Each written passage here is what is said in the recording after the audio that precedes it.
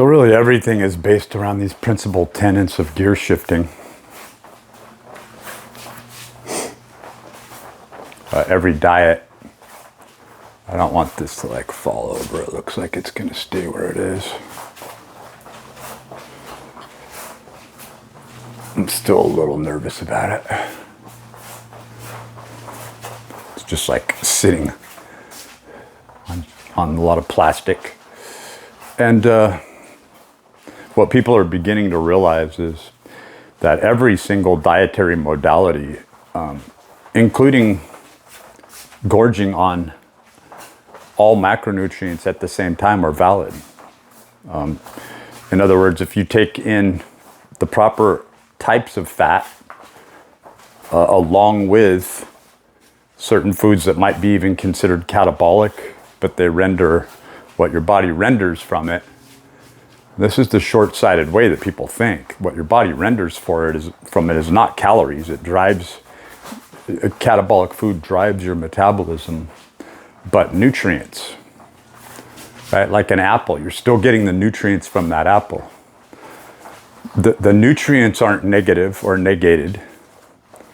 The compounds that assist and allow you to maintain your health aren't.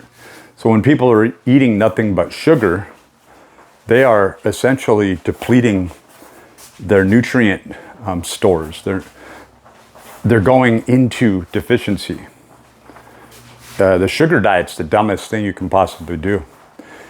It's the cheapest, it's the most accessible, and for young people who are relatively young, they're in their 30s, who don't have any sort of metabolic preconditions and they've never starved or lived in a third world country, or they were raised with certain presuppositions that they were going to be given certain allowances that kept them eating, and it was like a necessary component, so necessary that they just assume themselves as the worthy benefactor of these contingency plans, i.e., I got to continue to eat even if I don't have a job. I have to continue to eat even if I don't have a reason for living. I have to, right?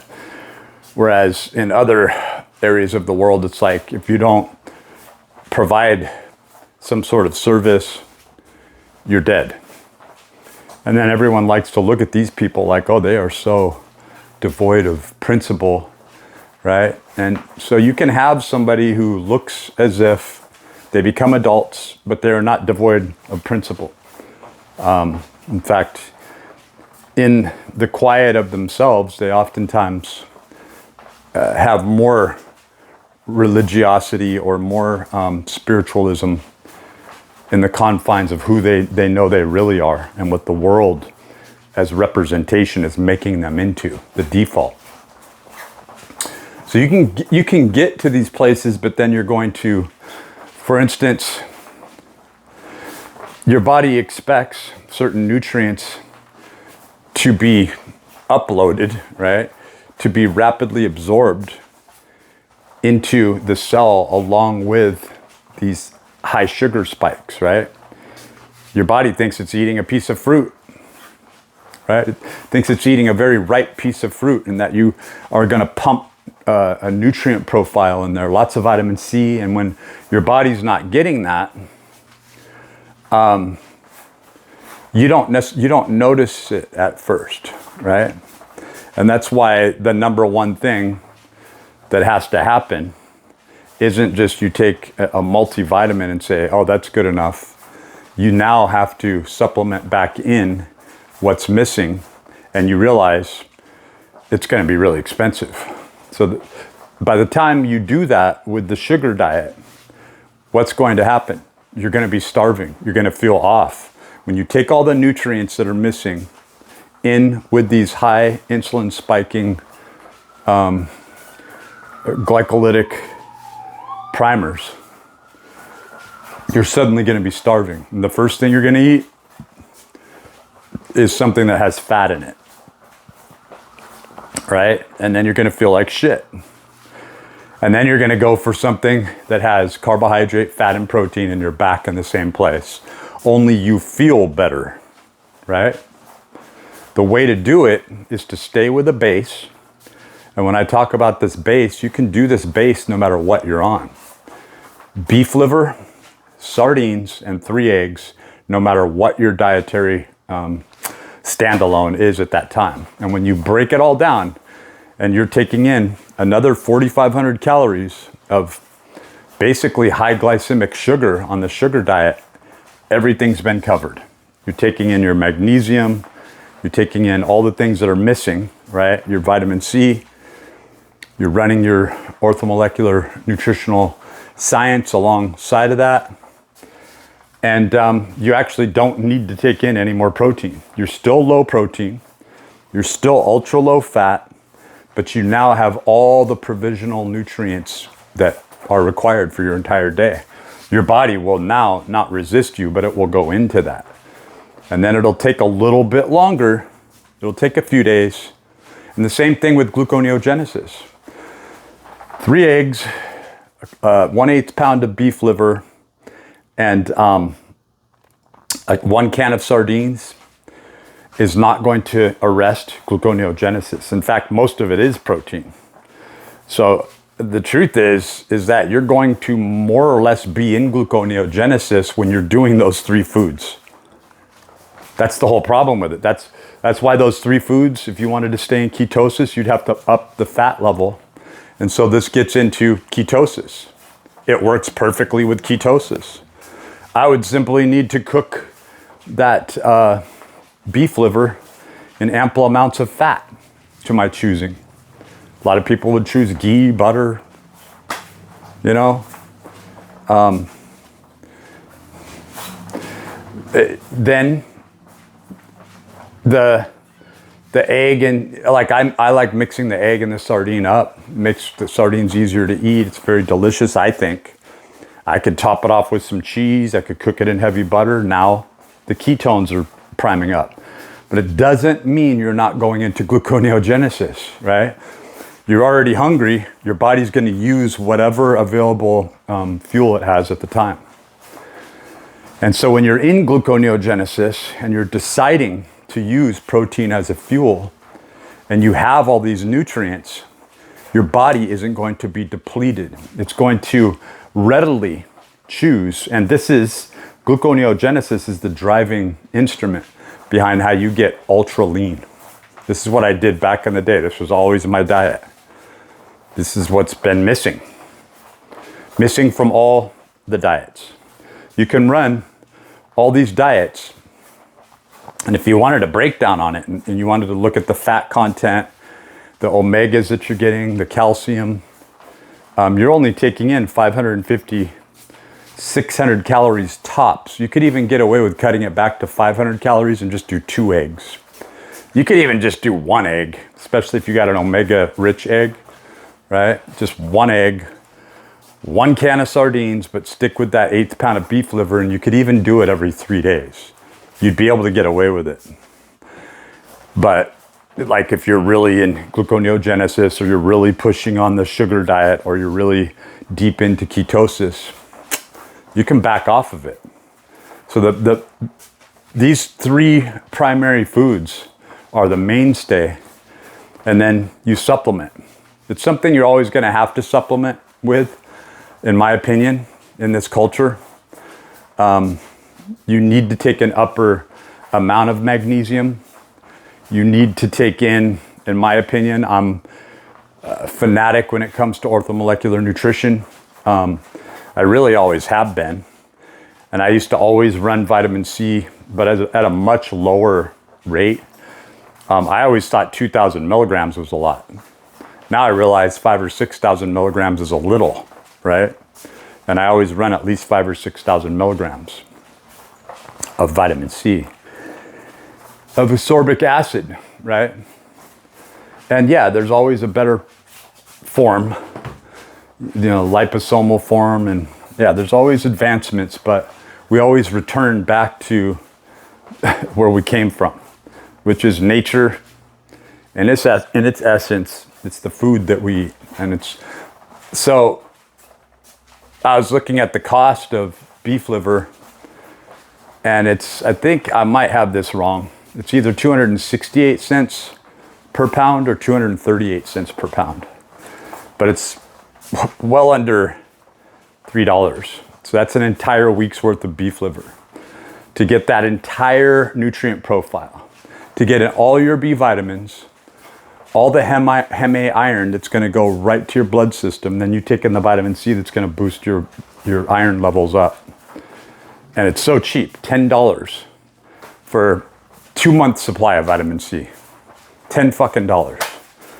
Like, if you're not taking this and you're not seeing the cost benefit to your health, you really need to take a second look. And if you don't want to take my word for it, and I've even shown that on this channel, go on your phone or go on your computer to orthomolecular.org. They have a really nice AI search engine that is quite useful. You can punch just about anything in there and it's going to come up with a solution for you. And then I'm going to be running this month along with my orthomolecular nutrition, but along with the GNG, the gluconeogenesis drive. I'm going to be running, other than protein, collagen, protein powder, collagen, and one hell of a lot of, I'm going to be ordering another 8, 16, 24 pounds of chicken breast. And what I try to do is, so what ChatGPT and all my conversations with ChatGPT in all ways, esoteric, nutrition, and on, I feel like I have a relationship with ChatGPT actually, and I really appreciate it, and I think a lot of people do. But to get back to the point is, when I was talking about and referencing the perfect dietary solution and how I would approach this, I always approached gluconeogenesis with several meals, right? Like maybe just protein powder as a standalone, right? And then, needing that satiety and needing to get into having some chicken breast. I just went to the bathroom and my body's just like clearing out, so I might have to turn this off and run. My metabolism's really cranking. I weighed 183 pounds today. I think I'm actually down to about 181, 182. So as I jump into this, it's going to be, this next 3 weeks is going to get me back to where I was. But the whole point to this is to talk about where you go after gluconeogenesis. And that's not even the way you want to look at this. Like they become dogmatic, they become devout, instead of seeing that all religion, all politics, all ways that seem hard pressed into this dogma where there's no other way but one way. And the problem therein lies that once you open yourself up to these standalone diets, you see, wow, your body's going into gluconeogenesis and feeding off your muscle mass when you think that you're just doing carbohydrates as a standalone. What the fuck do you think your body's doing when it's burning up body fat and you're just on the sugar diet? You are living off fat, just like you are when you're in ketosis. Not just like it, but it's primarily, you're burning the same fuels. So when you get down to the truth, you're always utilizing protein. And your body wants the protein first, and that's where the fibroblast FGF21 comes in, is that when you don't have enough, your body is reacting. Gluconeogenesis is driven. It's not this desperate reaction. It happens all the time.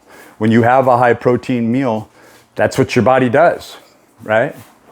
If there's nothing else, right, available. And this is the thing that's always missing, is when people are looking at a lot of these studies, they are not taking into account exercise. They are not taking into account the oxidative stress. They are not looking at the practicality that you have to produce cortisol. You have to produce, you have to go into gluconeogenesis.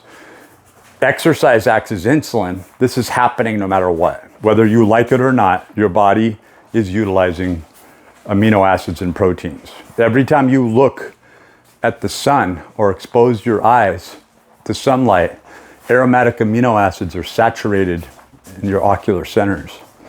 Tyrosine, tryptophan, and phenylalanine, right? So I'm going to be jumping right into G&G.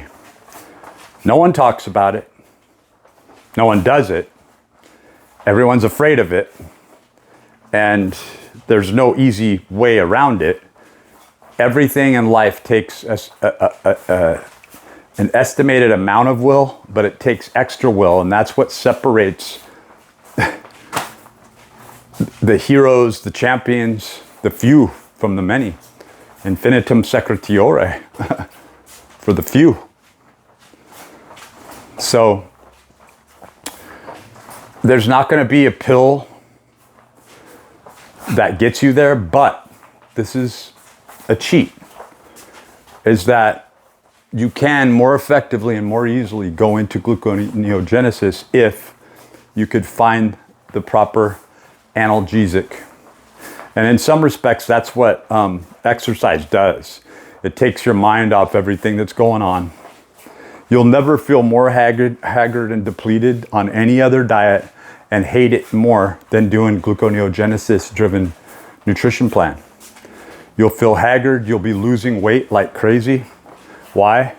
Because now your body doesn't even have the glycogen from being in ketosis, right? There's pretty much no reserve there at all.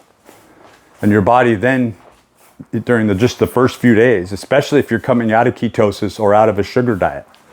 And I would say the way to approach gluconeogenesis is to understand that it's going to provide the most profound results, but it's something that you might only want to do for 1 to 3 days at a time. And so the way that I always advise people to go into this is how I trained people for years. Society hasn't even caught up with it yet, but I guarantee it's what's coming next. So you go on to what I always called as a 3-day cycle. Why is it 3 days?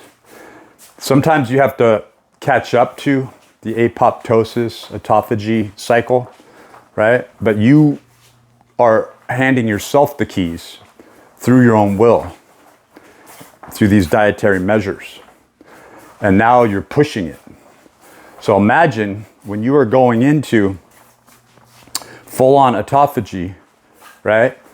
That you are planning for your cellular death, and you are going in and bolstering with nutrients, right? But in this case, when you're taking the nutrients on running, your body has more allowance to be able to get back into this naturalistic congruence, right? Of cycles that you going through metabolic syndrome or really going through severe deficiencies that you got thrown off, that your metabolism's wrecked. Well, this is how you fix your metabolism, right? And so coming off of this to go on a maintenance program, the first thing that I would do is go on a keto type, carnivore type nutrition plan, right? But if I wanted to bolster up the nutrients, I would super compensate. I would make what I used to make in a clay pot or a clay oven. I would put 12, 15, even 20 different fruits and vegetables in there and lock in all the nutrients. I would even put some drops of what I use as minerals, liquid mineral drops from Mineral Research Group, right? I want to get the most highly nutrient dense foods, right? I would cook it so I would cook all these vegetables and fruits on a bed of rice, quinoa, brown rice, kind of a mixture, right? That would soak up all the juices, and it's delicious. But I would also I'd top it off with like figs or dates to prime up my insulin, right? I'd put ample amounts of avocado. You could even do algae, nori, right? The whole point is you're packing so many nutrients in this. Bok choy, carrots, radish, cabbage, right? Things that you didn't even think would go good together. I've thrown in like a whole cabbage and then pulled it out 45 minutes later, and the cabbage just comes apart. And it just has all the flavor trapped in it. It's amazing. I would use like a Bragg's amino acid, right? Maybe like a sea salt. So you're super compensating and rapidly uptaking all these nutrients. And this is like the back door to biohacking. This is something that I taught for 20 years on and off. I still talk about it. Even though I'm not technically doing it right now, I still talk about it. You can't do this from a point of deficiency, right? So there is a time to do all of these things. And really, a place where you are able to build up all your nutrient profiles is taking the beef liver, the sardines, and the several number of eggs a day, or at least 2 or 3, right? Taking in magnesium for some period of time, taking in vitamin C, boosting up your iron levels, boosting up all your levels so you're not deficient at all. And ketosis really resets you. Fuck, Durian Ryder would grow his hair back if he did this. He aged overnight, right? So he proves that this dogma where you're so stuck to an ideology, you're so stuck to your abs that you're sacrificing your life, right? You're so driven out of the hubris of your own insecurity that you're seen and depicted with different women all the time, but you know that none of them want to stay with you long term. And once you take off your hat and they see your weird forehead, you're becoming a monster, right? So at what point do you sacrifice the balanced pure self, if you ever had one, for the egoic self, the false self? It's not giving you. He wants to live and parade himself as if he's living truth, but he's not. He's not living purity or truth. He is a fallacy. To just take in sugar all the time and eat rice, you're not getting what you need, and you just keep shrinking, and then you lie, Durian Ryder, you lie about that you're on testosterone half the time. You do, man.